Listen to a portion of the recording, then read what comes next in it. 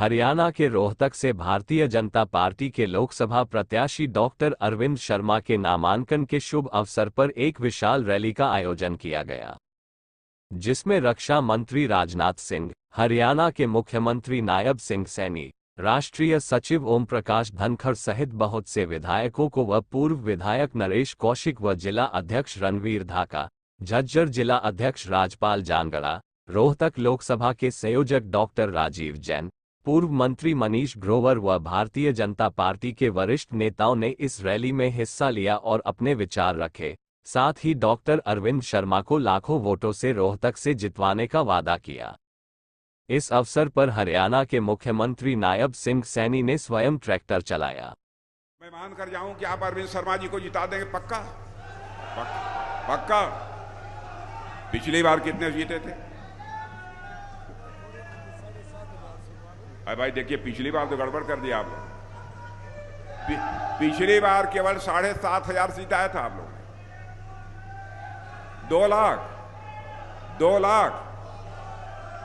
चलिए मान लिया, लेकिन याद रखिएगा, प्राण जाई पर वचन न जाई। अब 2 लाख कह दिया आप लोगों ने, अब उसके लिए आप लोगों को प्रयत्न करना होगा। और मेरे बहनों भाइयों, सुन लो आप, एक बार और मेरी अंत में सुन लो आप। अब भाई शांत रहो आप। एक बात और मेरी आप शांति से सुन लो आप। मैं आपको यकीन दिलाना चाहता हूं, शर्मा जी से कहूंगा, शर्मा जी चुनाव हो जाने के बाद और विजय हासिल करने के बाद कभी भी 2 महीना, 4 महीना, 6 महीना, साल में कभी एक बार मुझे फिर से यहां बुला लीजिएगा। और बहनों भाइयों, यदि अरविंद शर्मा जी के जीतने के बाद, वह भी कम से कम 1.5 लाख 2 लाख मतों से जीतने के बाद, यदि मैं यहां पर आऊंगा अपना स्वागत कराने के लिए नहीं, नायब सिंह जी सैनी आएंगे तो अपना स्वागत कराने के लिए नहीं, यदि हम यहां आएंगे उनके विजय हासिल करने के बाद, तो शीश झुकाकर आपका अभिनंदन करने के लिए आएंगे, आप सभी के प्रति आभार व्यक्त करने के लिए आएंगे। किसानों की फसल का खराबा हुआ है, एक बड़ा मुआवजा उनके घर तक पहुंचाने का काम नरेंद्र मोदी जी ने और डबल इंजन की सरकार ने किया। युवाओं को भी बिना पर्ची बिना खर्ची के रोजगार दिया।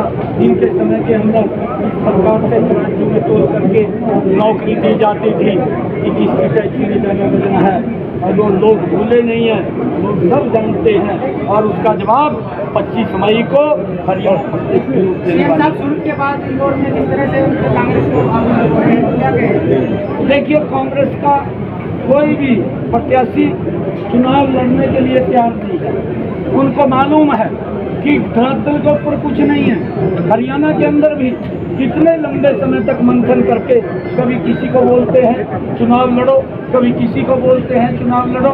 और पिछली बार तो दोनों ही यहाँ से बापू बेटे लड़े थे, अब वो भी डर गए हैं। अब कोई समाज के अंदर कहीं ना कहीं खड़ा रहना था, बेटे को आगे कर दिया। बेटा भी सोच रहा था कि डॉक्टर अरविंद शर्मा के सामने मैं टिक नहीं पाऊंगा, और जब 4 जून को रिजल्ट आएगा, फिर ये 10 की 10 लोकसभा की सीटें नरेंद्र मोदी जी के पास जाएंगे।